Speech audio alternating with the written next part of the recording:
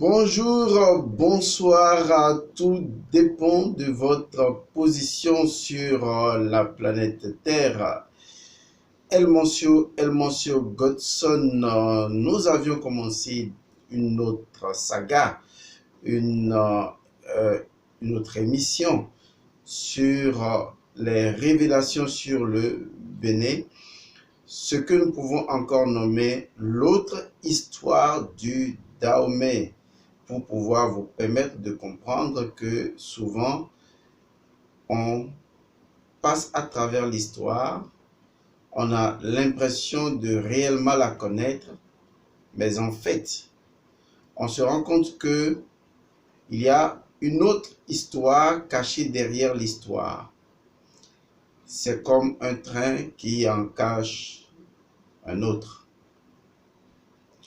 Vous avez compris déjà à partir des deux premières vidéos, c'est-à-dire une vidéo en quelque sorte d'introduction, suivie donc de l'épisode numéro 1 qui est passé, que nous sommes en train d'entrer dans une dimension mystique, initiatique, métaphysique de l'histoire du Dahomey. Parce que c'est justement ce pan de l'histoire, c'est justement cet aspect de l'histoire qui nous a été caché ou que nous croyions avoir maîtrisé, mais malheureusement non, qui donc n'étant pas au rendez-vous de grandes décisions ou tout simplement au rendez-vous de la réflexion populaire, ne permet pas de faire des choix conséquents, convaincants, pertinents et des choix qui permettent d'aller de l'avant. Il y a ceux qui croient connaître leur pays pour en avoir étudié justement l'histoire historique, ceux-là qui portent des noms historiques, mais qui peut-être également ont entendu parler, disons, du caractère culturel du Dahomey, mais n'en maîtrisent pas forcément la pratique initiatique, la pratique métaphysique. Et comme ce fut dit dans la vidéo passée, lorsque une terre va se mettre en place, un pays va se mettre en place, quel qu'il soit, il a toujours fallu, même en matière de civilisation, il a toujours fallu des initiés pour pouvoir converser avec les deux mondes, le monde visible et le monde invisible, afin de mettre en place ce que je pourrais appeler une forme de protocole d'accord, un genre d'alliance qui relie les forces invisibles et les forces visibles afin que les bénédictions soient sur une terre. Et ces bénédictions, les ancêtres du Dahomey le savaient, puisqu'ils avaient trouvé un nom. Ils en ont même fait une religion, une démarche, une forme de quête spirituelle. Ils l'ont appelé le vaudou, qui en réalité vient matérialiser disons, la décision initiatique pour prouver qu'il est possible, grâce à la cohésion harmonisée de toutes les forces de la nature maîtrisées par les hommes, il était possible donc de vivre vraiment le vaudou, c'est-à-dire de vivre les bénédictions, la paix, le bonheur et l'allégresse, si on peut simplifier simplement le vaudou dans sa définition sociale. Alors, ce qui nous intéresse aujourd'hui, c'est justement de partir de cette science primordiale qu'est la science du serpent, la science de l'immortalité, mais également la science des énergies, afin de comprendre la légende du Dahomey, puisque de par ce qui vous a été conté, raconté, ce que vous pensiez avoir compris, c'est qu'en fait, pour la fondation du royaume de Dahomey, on a forgé une légende. Beaucoup de personnes ont à tort pensé que cette histoire était vraie. L'histoire selon laquelle justement, on aurait demandé de la terre à un roi qui aurait refusé, donc du nom de Dan, et il a dit, je crois que vous ne faites que demander des terres, à un moment donné, vous finirez par construire dans mon ventre. Et c'est comme ça que ce roi a été tué et qu'on aurait construit le premier pilier, n'est-ce pas, du royaume de Dahomey dans son ventre. Mais je vous assure, allez lire cette histoire sur Internet ou partout, et vous la comprendrez mieux, ce n'est pas ce qui nous intéresse. Mais quel que soit ce que vous lirez de cette histoire, je vous en prie, n'en croyez pas un mot en matière d'événements réels. C'est ce que nous appelons tout simplement une légende, c'est ce que nous appelons un mythe. Et il n'y a jamais été question de tuer quelqu'un, de l'enterrer, de mettre un pilier dans son ventre. Non, ce n'est pas possible, ce n'est pas ça.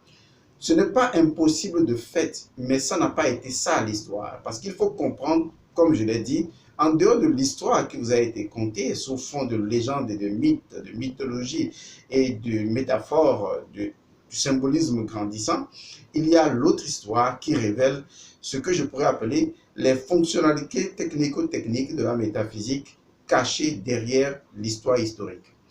Alors, pour mieux comprendre, comme je le disais tantôt, il faut maîtriser la science dans l'ancienne Égypte de ce qu'on appelle la science des énergies. En fait, la science des énergies, encore appelée la science, disons, de l'immortalité, ou la science des chakras, comme les autres l'appellent, ou tout simplement la science du serpent, le grand serpent, comme étant le principe créateur de toutes choses. Ceci étant toujours un symbole, il faut comprendre que cette science est fondamentalement la science des énergies. Le serpent représente dans toutes les traditions universelles l'énergie de vie universelle. Vous prenez n'importe quelle tradition, je ne parle pas de la distinction qu'on pourrait faire entre la cathodémon et le cacodémon, qu'on pourrait faire entre le bon serpent et le mauvais serpent. Je parle tout simplement de cet animal neutre. De façon symbolique, cet animal neutre représente l'énergie, représente la vitalité. C'est d'ailleurs pourquoi vous le verrez sous forme de serpent, sous forme de dragon, mais également sous forme de reptile. Parfois, ça peut être un crocodile, ça peut être n'importe quoi. Et c'est d'ailleurs la raison pour laquelle le serpent a toujours désigné dans les grandes situations initiatiques, le serpent a toujours été représentatif de l'homme. Parce que le serpent étant l'emblème, le symbole de l'initié par excellence, de l'initié qui s'est accompli, eh bien, on peut également appeler un initié un serpent, tout comme on peut l'appeler un dragon. Et il n'est pas anodin de constater que dans l'antique Égypte, les pharaons portaient justement un serpent symbole au front, ce qui non seulement pourrait représenter le serpent qu'on voit justement au devant de la barque de riz, mais en fait c'est un symbole initiatique de réalisation intégrale ou d'accomplissement qui fait de l'individu un pharaon, c'est-à-dire l'aîné des aînés, celui qui s'est accompli, ce que les chrétiens comprendront par la suite comme étant le Christos du grec. Alors, il faut donc réaliser que le serpent n'est pas simplement le symbole de l'énergie vitale, de l'énergie fondamentale, de l'énergie universelle, mais désignerait ou désigne encore dans le monde symbologique, désigne encore, disons, un initié, ou bien tout simplement un pharaon, ou même un roi. Exactement. Et vous voyez clairement que dans les traditions de l'ancienne cité de Dahomey, on voit clairement que, sauf sur une intonation, lorsqu'on dit « dans », par exemple, ça désigne le serpent. Mais au même moment, sous une autre intonation, « da », ça désigne le roi. Tout simplement parce que, je vais vous l'expliquer, parce que le serpent étant le symbole de l'énergie vitale, de l'énergie universelle, de l'énergie créatrice même de toute la création, on raconte que ce serpent s'est disséminé au sein même de ses créations. Et qu'est-ce que tous les peuples antiques avaient compris de par le passé? Et c'est très scientifique à comprendre selon eux. Je parle de la science métaphysique. Les Mayas le savaient, l'Égypte antique le savait, les Aztèques également le savaient. Les gens avaient compris à leur temps qu'il y a un noyau central de la Terre. Ce n'est pas ce que les scientifiques ont découvert il y a quelques siècles, mais bien avant, les parents savaient que la Terre avait un cœur. Voilà ce que je voudrais vous dire. C'est facile à déduire parce que c'est des personnes qui maîtrisaient facilement la loi de l'analogie et de la correspondance. Ils voyaient que des fruits portaient des noyaux. Ils savaient également qu'il y avait des endroits sur la surface de la Terre qu'on appelait les puits sans fond. Et pour eux, le globe était naturellement terrestre, était rond, c'était un globe sphérique. Les Égyptiens le savaient et représentaient déjà le mouvement de ray comme étant un mouvement sphérique. Alors, ce qui est à garder aujourd'hui, c'est le fait que non seulement la Terre avait son noyau, qui est donc un peu comme l'âme de la Terre, une boule d'énergie rouge, un magma de feu, mais pour eux, ce feu ou ce noyau de la Terre avait un alter ego spirituel qu'ils appelaient tout simplement le dragon, ce que la science sanskrite appellera la Kundalini. Donc la Terre également a une Kundalini, tout comme l'homme a une Kundalini, un serpent endormi dans les profondeurs de la Terre. Et cela doit vous rappeler déjà les grandes légendes du passé, où même en ce qui concerne Merlin, on pouvait voir des discussions entre l'homme et le dragon, mais naturellement à l'intérieur de la grotte, où on pouvait avoir des légendes du passé dans lesquelles les dragons se réfugiaient véritablement à des centaines de mètres sous les profondeurs de la terre pour rechercher justement ce qui leur est favorable, à savoir la source de chaleur à laquelle l'homme ne peut véritablement pas se confronter, sauf l'initié. L'initié est celui qui, justement, je vous l'explique, est descendu dans les enfers souterrains. Les enfers ne désignant pas un monde, disons, de tuerie, de meurtre, parce que l'initiation voulait que l'initié descende en enfer avant même de découvrir son paradis. Et donc, l'enfer était, et d'ailleurs les Égyptiens le savaient, pour eux, eh bien, il y avait trois mondes, en haut, au milieu, et puis les mondes souterrains. Et donc, dans les mondes souterrains ou les mondes enfériques, où on poussait même les gens carrément dans l'enfer, c'est qu'en réalité, il y a une source inépuisable de force d'énergie au noyau de la Terre, qui serait donc de l'énergie brute, qu'on appelle le dragon ou dragonien. Et donc, c'est cette énergie de force, de pouvoir, qui sera désignée après, dans Apocalypse, comme étant le nombre 666, parce que, quoi qu'on dise, c'est justement cette source d'énergie inépuisable, ce noyau, ce magma appelé encore dragon, qui pourra être domestiqué par l'initié. Et dans sa domestication, l'initié va transformer cette énergie 666 en 777 et en 888 pour en faire sa maîtrise particulière, concrète, dans l'énergie du novenaire, qui est donc le 999. Alors, cette énergie qui est au centre de la Terre est l'énergie de vie même de la Terre, parce que la Terre ne vit que grâce à de l'énergie tellurique. C'est ce qui va alimenter, disons, les ondes telluriques, qui va alimenter les recherches, les discours sur les ondes telluriques. Et on sait aujourd'hui que la Terre est traversée de part en part par des milliers de millions d'ondes de courant telluriques. Et que ce sont justement ces courants telluriques qui permettent la végétation, qui permettent la création de la vie sur Terre. Et si, au centre de la Terre perdant son pouvoir électromagnétique, ce magma perdait son équilibre, et bien, naturellement, même les oiseaux ne pouvaient pas voler, nous perdons tout de suite notre électromagnétisme et même notre pouvoir de gravité sera complètement perdu. Parce que justement, notre pouvoir de gravité, qui est également un pouvoir d'ancrage, nous permet d'être reliés mystiquement au foyer souterrain et d'être admis dans l'âme universelle de la Terre afin de faire notre processus d'incarnation.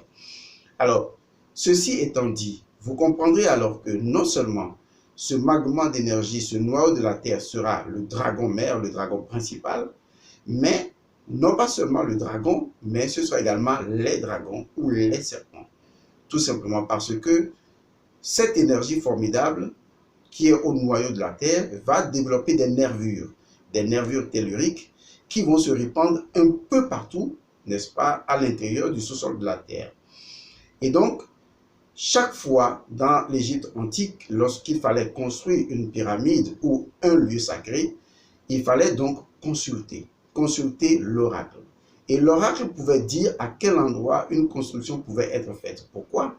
Parce que si vous voulez faire certaines constructions concernant le domaine du sacré, il faut naturellement veiller à ce que ces constructions-là soient faites sur ce que nous appelons les ondes telluriques ou des ondes telluriques positives. Parce que toutes les ondes telluriques ne sont pas équilibrées. Et donc, ces ondes telluriques qui nous relie directement au domaine souterrain. Et d'ailleurs, c'est pourquoi les pyramides avaient toujours un souterrain qui était orienté directement vers le sous-sol, vers le centre de la Terre, pour équilibrer les choses d'en haut et les choses d'en bas. Parce que c'est le processus de l'équilibre que, justement, les Égyptiens recherchaient. Alors, il faut donc comprendre que la science de l'immortalité, c'est la science de l'énergie vitale, de la vitalité représentée par le serpent. Et aujourd'hui, les médecins portent donc le symbole du caducée, qui n'est que le symbole de l'énergie de vitalité ou de la guérison d'une certaine manière. Donc, le serpent est toujours là.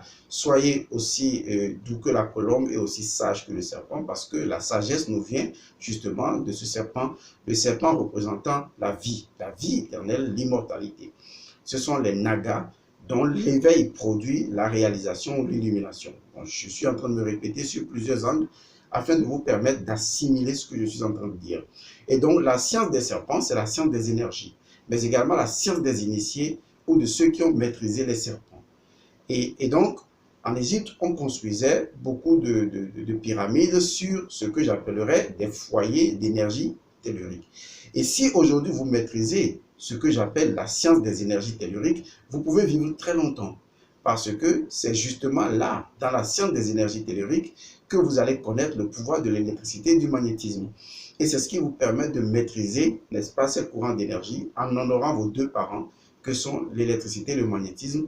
Et c'est ces deux courants qui nourrissent également notre sang étant connecté directement à notre âme et notre âme à notre esprit. L'homme est une synthétique de l'univers. Ok.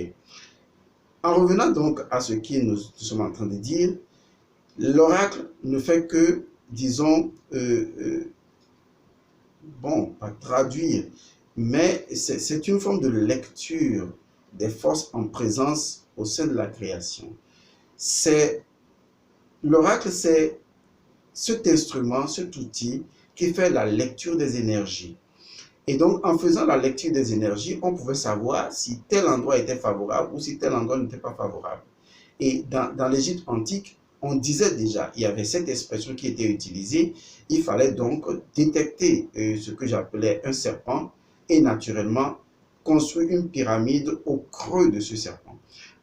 Et vous voyez aujourd'hui le symbole du Nil pour l'Égyptien. Le Nil n'est pas simplement un fleuve. Vous voyez, le Nil n'était pas simplement un fleuve pour l'Égyptien, parce que pour lui, là où circule une grande source d'eau, comme le Nil, comme la mer Rouge, la mer Bleue, ou quelles que soient les mers que vous avez, ou la mer Noire, quel que soit l'endroit où circule un fort courant liquide, c'est que, contrastant ce courant liquide, il y a forcément dans le souterrain ce que je pourrais appeler un courant très fort d'énergie tellurique.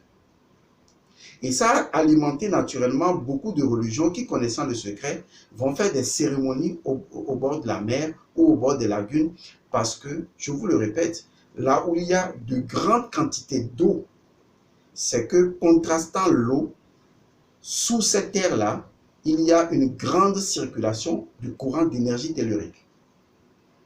Il faut que ce courant d'énergie tellurique soit naturellement équilibré. Comme je le disais, tous les courants d'énergie ne sont pas équilibrés.